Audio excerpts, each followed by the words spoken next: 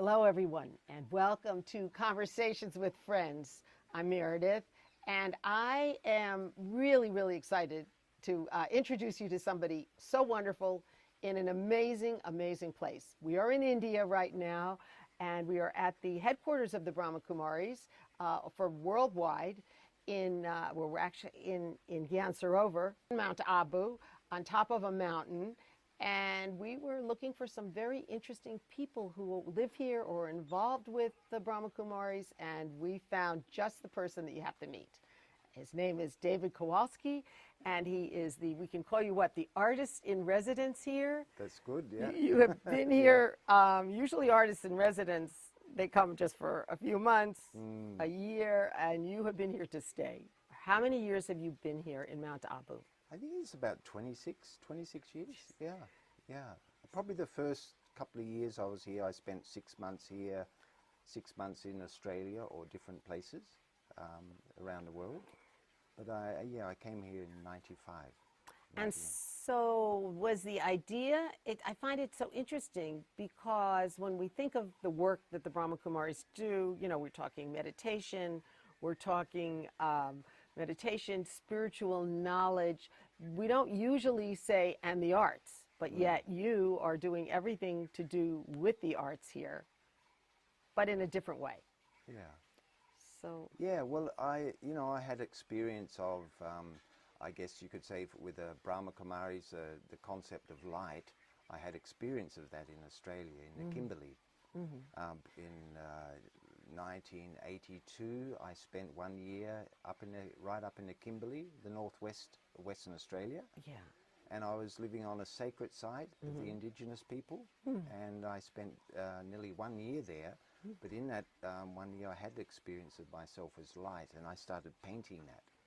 And of course, in the connection with Brahma Kumaris, they're using this image of light as the focus of meditation and a connection with the mind. So I started painting these pictures, and that suited, that was very much in line with what we do here in the Brahma Kumaris.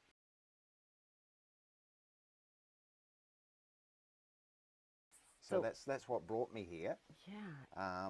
I shared that knowledge of that art with the artists here, and they really liked the style with the airbrush. And of course there was a lot of students that wanted pictures that were living here coming here in the Mount Abu. Yeah. I mean, this has to be an amazing place to be living and working, just because it is so different from, you know, anything else that I've really ever experienced. You know, there's museums, there's art galleries all over Miami where we live, all over the world.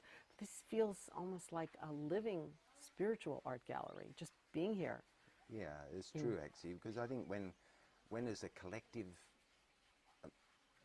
group of people that are on the same sort of wavelength and same aim and object, of course that creates that atmosphere. Many people who come here, they really feel, wow, this is like heaven on earth. You know, they really have the experience of just the atmosphere, vibration, the nature, the gardens and all this. So it is very much like that. And yeah. I would think you've seen people actually come and maybe even get awakened. They've already been awakened. If, you know, they come here spiritually at some level, they wouldn't be here. But maybe something deeper happens to them. Yeah, well, I think it leaves an impact on, I think, nearly everyone who comes here. Yeah. I mean, I think just that factor that there's so many here over so many years that have put practice into meditation and concentration, that everything's like charged with that. So, of course, when you come into that space, you automatically have the experience of that as well, to varying degrees, but nearly everyone that will just come back to this, you know, quietness, stillness. And I know for myself, when I go outside of here, of course, in India, there's so many people, Right. so it's like this little oasis on the mountain. But of course, going out into India and, you know, just traveling, getting to places, and you come back to here, it's so peaceful and quiet. You know, you think, wow, it's so lucky to be living in a place like this, because it is very complementary for meditation. And when you think about it, David, artists have, you know, going back hundreds or even thousands of years, right? To wanting to live with nature, you know, all the whether it was Monet or, I mean, so many of them, that they often, you know, nature was what inspired them, right? And I remember being in Giverny, where Monet was, and he had his gardens, he had his Zen gardens, his Japanese gardens, and so wonderful. you know, I think many artists have just been inspired by that and by, you know, by a natural experience. So you're not alone in terms of the art world. Yeah, well, I think it's natural, isn't it? Because it's like, for me, a lot of time, that time I spent in the Kimberley was really with the nature and the elements. I mean, I lived very simply, built a house out of trees from the forest, and I lived in that for 1 year, you know, and really it come back to, you know, when there's that saying, you know, cut wood, chop wood, carry water. Right, So my world really was like collect the water to cook, collect the firewood to cook. Yeah. And I'd built my shelter, but it really come to that basic of, okay, what I needed to survive and to live, and the rest of the time was a space of being.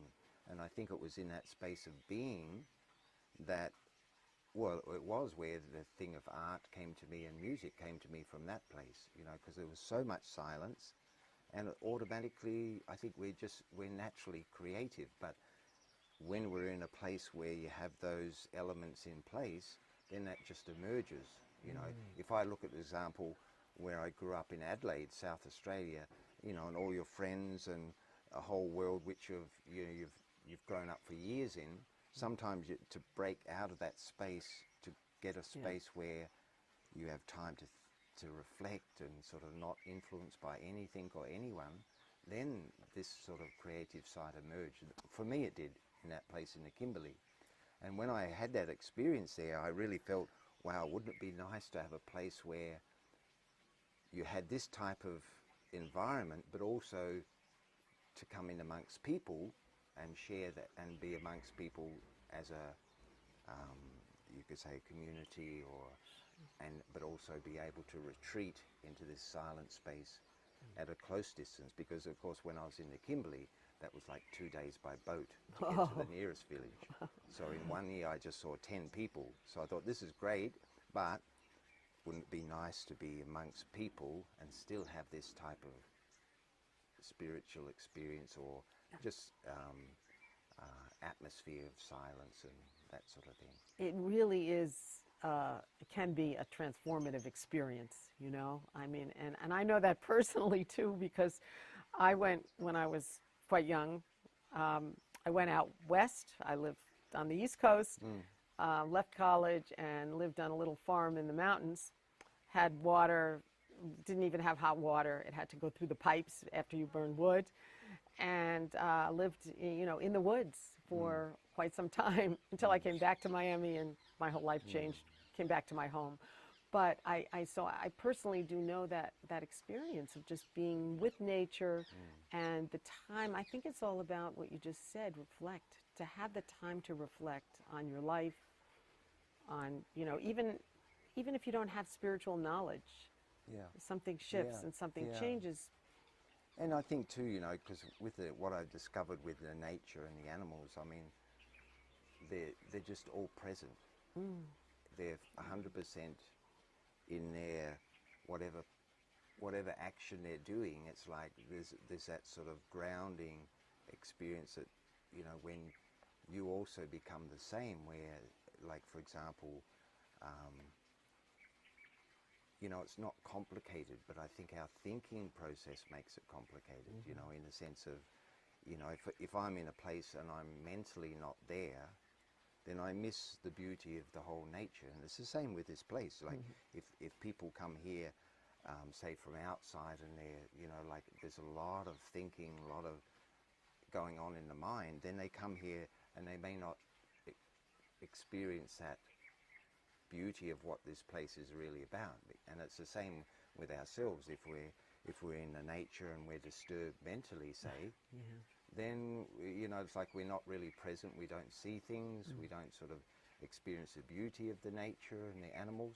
Like, I remember the time in the Kimberley where, you know, sometimes I spend the whole day just observing the nature and the animals and all their patterns when they come and when they go, and you got to learn all, where this cycle of each species, when they come out, when they would feed, when they would, hibernate and all this, and and that was like a real insight into especially my needs, because nearly all the animals, all their needs generally are met for each species, but they have their own food cycle, their own sort of foods, and I'd come back to that space where I realized, wow, I just need this much food.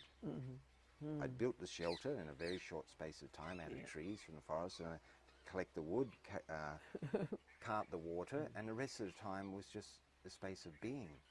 And of course then I started being creative and making little things out of shells and bits of wood and little bridges across the spring out of trees and handrails and all this sort of thing. So it became very simple, but it was really a stamp on, okay, if I take just what I need, everything would be provided. And it was a very clear sign, like, of, okay, it seemed like the natural order is whatever I need will be provided by this source or this creator or being, or in that time I thought there was this intelligence, all-seeing eye of intelligence that knew exactly what I was doing, but it was a feeling of, okay, just take what you need and then everything will be provided. So that was a real stamp for later years on top of that. And really, it's, what's happening now on the planet. I mean, that's a big message coming across, isn't it? An environmental message that we've used up so much of the land, the water, and with not really any regard, the air, everything, that it's time to get back to. I'm not sure that everybody's going to do what you did, go into the woods or into the jungles of Australia, or even, this isn't exactly like that. Beautiful place that you live here, simple here, but here you are in Mount Abu with the Brahma Kumaris, and people are seeing your art.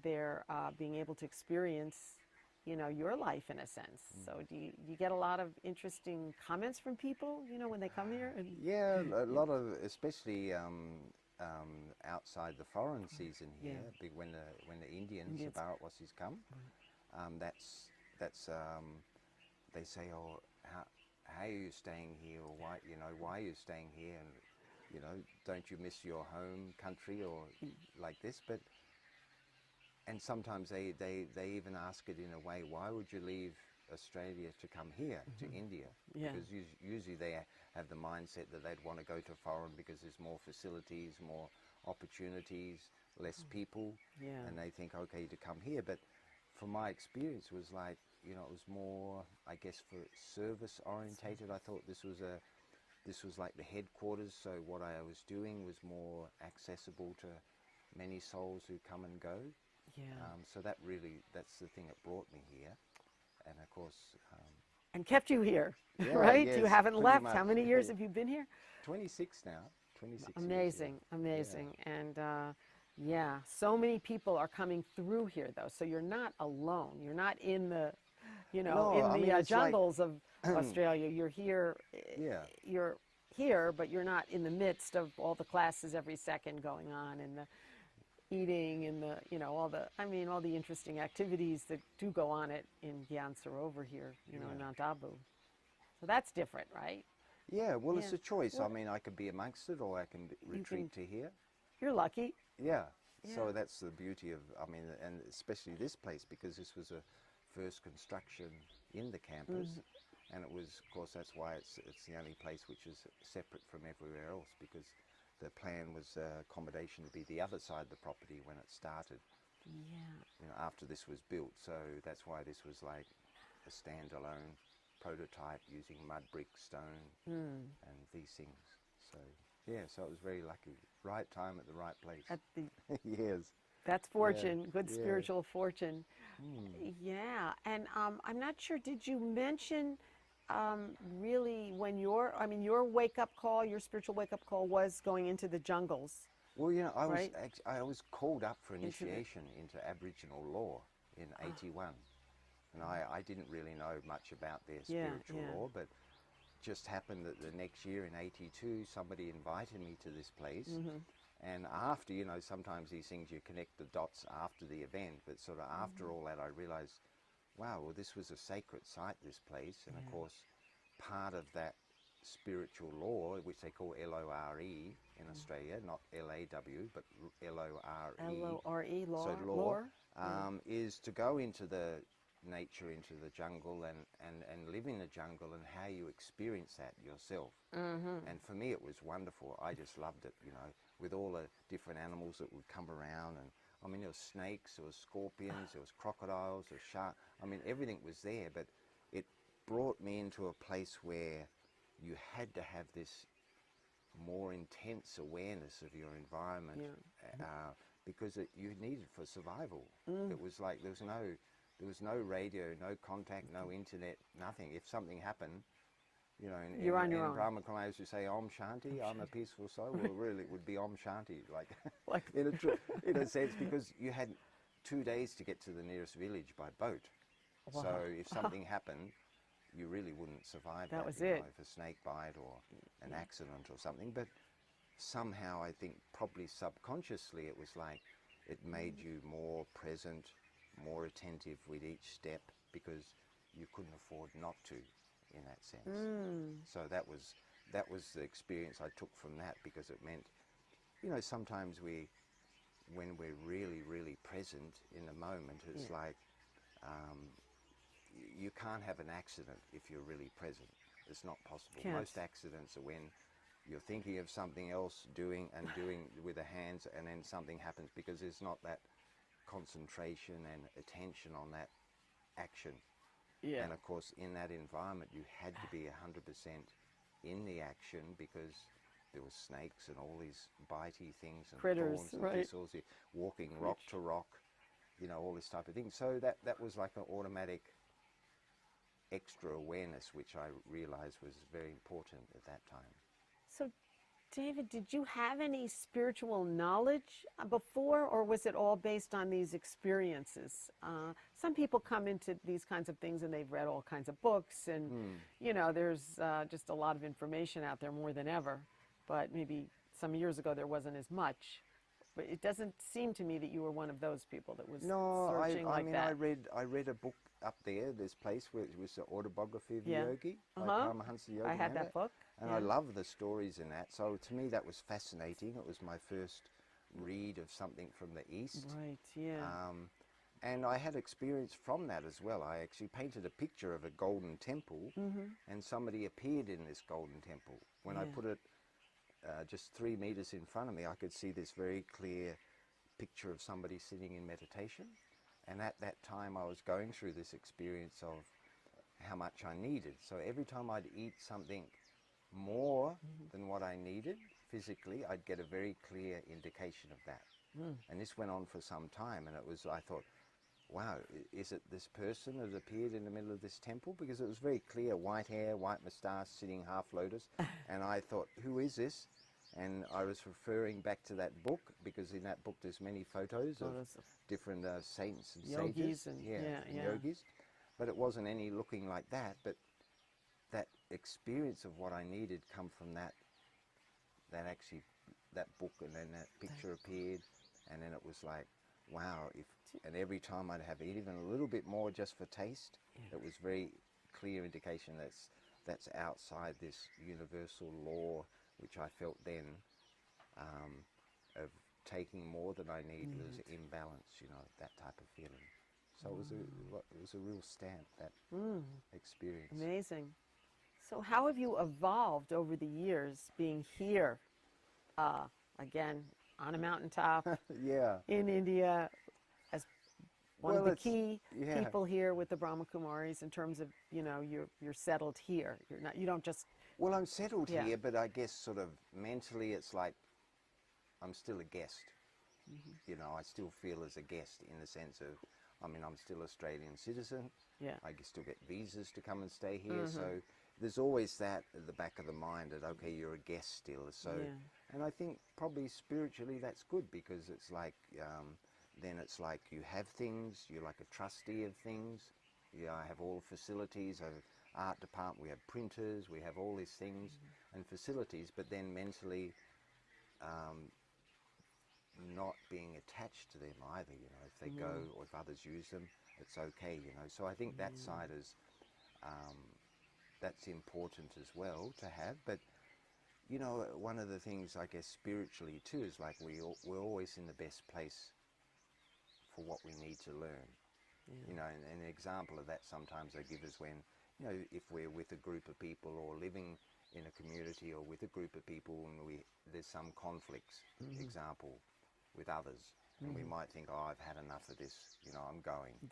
I've had enough of these people, I'm going somewhere else. So that person goes somewhere else, and then in 6 months or a year, the same thing has emerged again, the same person with another group of half a dozen people or whatever, and the same situation arises. So it's very clear that we can't escape that sort of, you know, if there's conflict or something or with others and that, it's the lesson I have to learn is within that situation. I can't, if I go to somewhere else, it's just going to merge again with another set of people, another set of actors, and the whole thing will start again.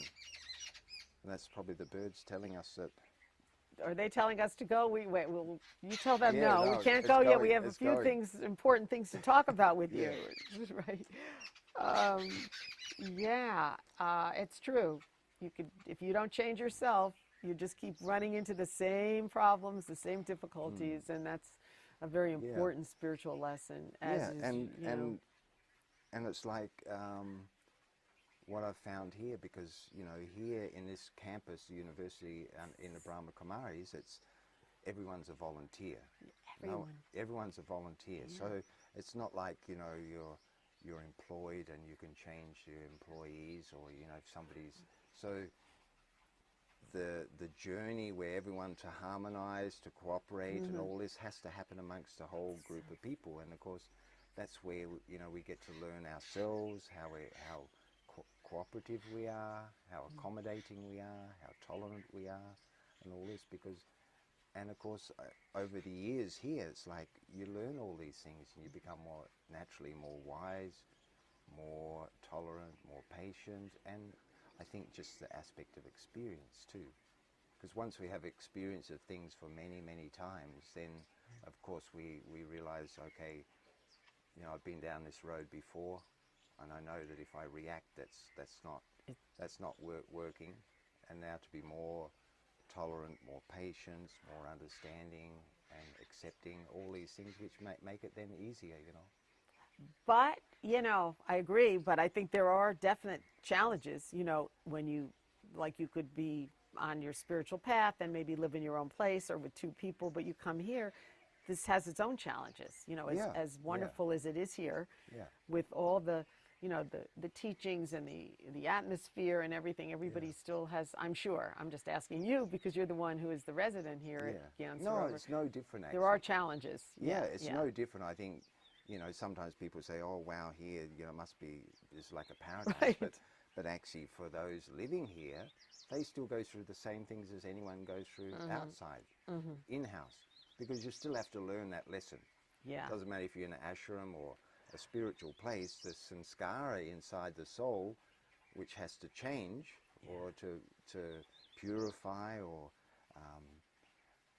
that you're going to get the people, the right people at that place that's going to give you the experience of that. Yeah. And of course, you can't run away from that. It's part of the journey, isn't it? Wherever you are, wherever you are. Yeah, it's just that, you know, of course, in retrospect or whatever, you know, it's a beautiful setting. Yeah. It's, you know, everything's done on the basis of love and for that, you know, that purpose. And like you said, people are here and they're all volunteers. And that's hard for people in the outside world to comprehend, that something as large as this, acres and acres of land, with programs going on constantly, hundreds of people, right, into the thousands coming here all the time, that can operate on nobody basically getting paid, you know, except, I mean, maybe there's some things that have to be paid, you know, in terms of you need a plumber, I don't know, but... no, really it's all in-house. It's like, you know, we have departments, there's plumbing, there's carpentry, there's electrical department, there's a treatment water treatment, sewage treatment, there's clothing, laundry, tailors. It's a city, like, Everything. but So in a it beautiful all, city. it Yeah. all, you know, it's Town. almost like, I remember sort of I went on a trip overseas and it was like, I went to Europe and all around, and I come back and I didn't spend a single dollar for that whole trip. Amazing. I mean, I went there and I did whatever I do, my services of the art and music and all this, and I come back and it was, very interesting. And of course, it's everything is provided. It's like whatever we give out, our energy, time, energy, thoughts, words, for that cause, then of course that's a return of that as well, naturally. Yeah, it's a natural thing. Yeah. I sent someone a note this morning, and I just said, you know, that I'm just feeling so amazed, you know, so good being here in Mount Abu. And I just, you know, and I mentioned about how people come from all over the world to learn how to be peaceful and how to live a different life and to help the world. And they wrote back immediately. They said, like, amazing, like, and what a peaceful experience that has to be. And it was almost like they got it with just what I mentioned, hearing about this Lovely. place, that they felt that this is different. And I don't know if the whole world out there yet knows about this place, but I think in time they will, because it's really a unique environment with a unique world of people working on themselves for peace, working on themselves for themselves to be peaceful, right, and to bring peace to the world and harmony. And they're not charging, they're not selling anything. That's, you know, all they're selling is, it's free. It's all free here. And also the centers all over the world. We have to get to some other of your amazing talents besides the art, but you touched on the art. Maybe say a few things, and also about the fact that you're self-taught, right? That's what I read. Yeah, well, it was a gift from that place when I spent time in the Kimberley. I started painting and I started playing music from that experience. So, and then it was, of course, you know, like anything we do, if there's a real interest in that, then you're almost shown the different methods on how to do that. And that's what I found. As soon as I had interest in painting that image of light, then all the sort of methods and that came to me in that process. And many times I'd start a canvas and I don't know what I'm going to paint. Like, I know I'm going to paint an image of light, but I don't know. Sometimes it will start from the outside to work to the point, or from the point and work out, but it would always be different each time. And I feel that's, you know, on a creative process, it's like, I think, and many artists, you know, like, there's a lot of silence in that process as well. And I think when we tap into that space of silence, especially mentally, not necessarily physically, but when there's quiet in the mind and stillness, then almost the methods and the ways of how to do that will emerge from that place.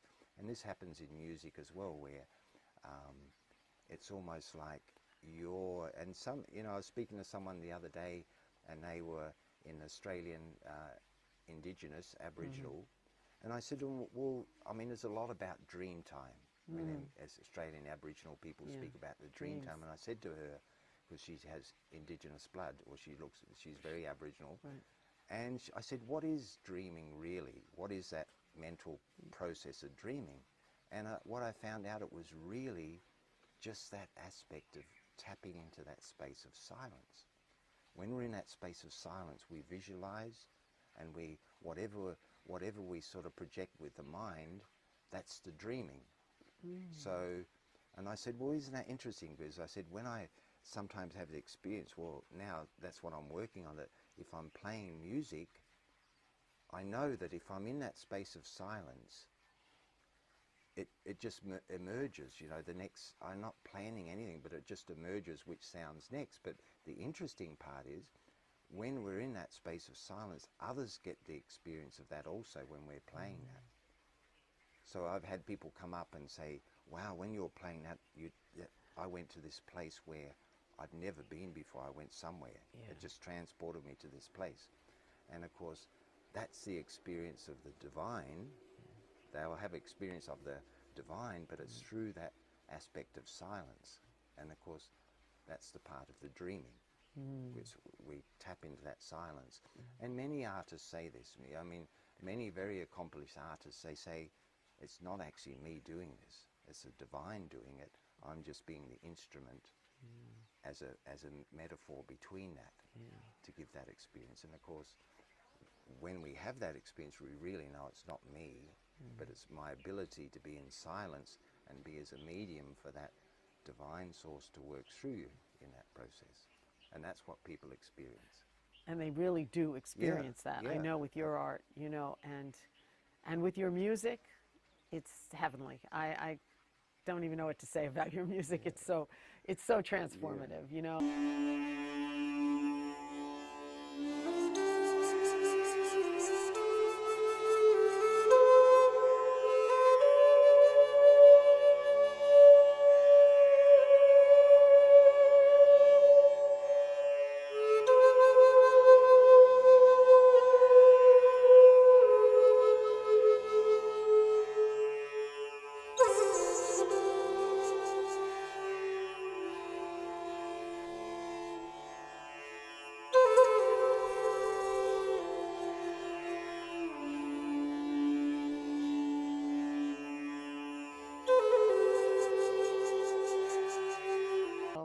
I've seen you perform over the years.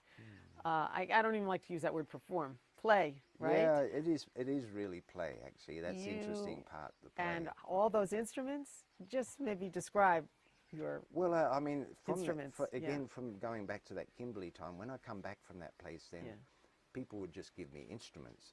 You know, like out of nowhere, people come and I got given a sitar, a tambora, a dulcimer, guitar, flute. But since then, maybe 60, 70 instruments. And of course, being in this campus, many of the students that would come, the musicians, they said, could we leave our instrument here? So next year when they come, they had an instrument instead of carrying it again. So I'd become like trustee of all these different instruments. And of course, I would play around with them as well. So I got to learn how to tune them up and just tinkle with them.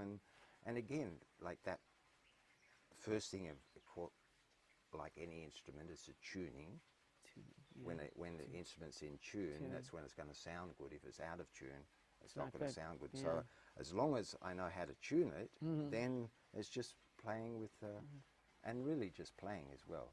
Well, I mean playing I say that in as like a child, when a child's playing, they just play. There's no rules. They just play, and they find their way within the story. And then, of course, you get to a point. Sometimes you discover something, and you say, "Oh, that sounds good," and so you play that again. And then, as you play it more and more, you become more experienced. And then, of course, well, it sounds to me again like you're open, and you let things happen. Most people don't trust, you know, that part of them, and that's your very deep spiritual part.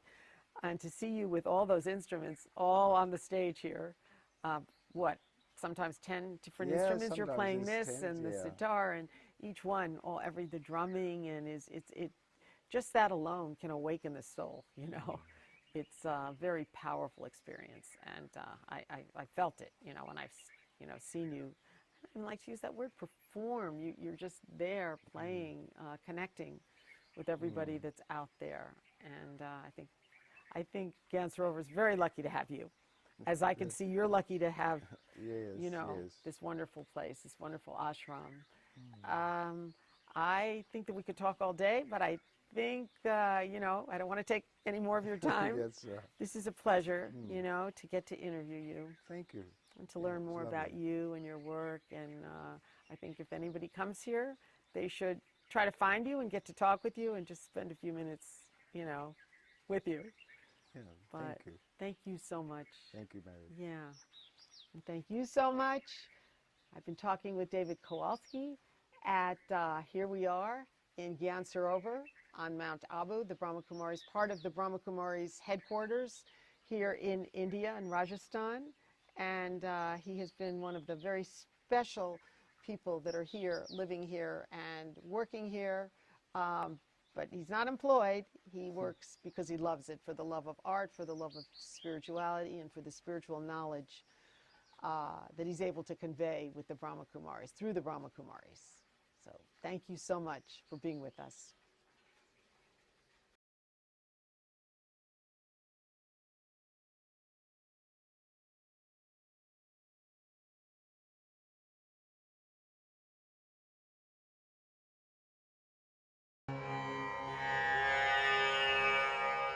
Om